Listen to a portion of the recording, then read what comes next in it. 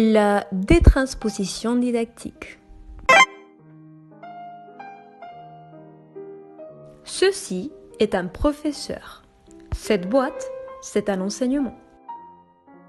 Pour enseigner une notion, le professeur doit prendre en compte le temps qu'il a et sélectionner des éléments dans l'ensemble des connaissances rattachées à cette notion et donner une forme aux connaissances pour qu'elles soient adaptées aux élèves et à la boîte. Donc, il met tout ça dans sa boîte d'enseignement. C'est la transposition didactique.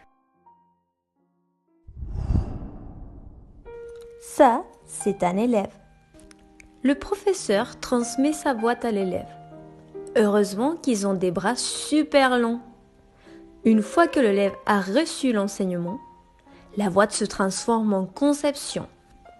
Ceci est une conception. Un peu plus tard, l'élève va devoir recevoir un autre enseignement avec une nouvelle conception. Mais parfois, les ampoules ne vont pas être compatibles entre elles. Le professeur va peut-être se dire que l'élève n'a rien compris ou que la boîte d'avant était mal faite.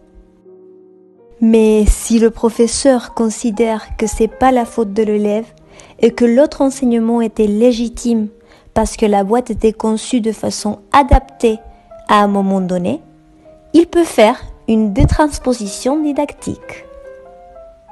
Il va pouvoir reprendre sa boîte et prendre en compte la façon dont l'ancienne boîte avait été construite pour modifier la nouvelle. C'est la détransposition didactique. Et lorsque le professeur va donner sa boîte à l'élève, l'ancienne conception ne gênera pas la nouvelle. Et tout le monde est content.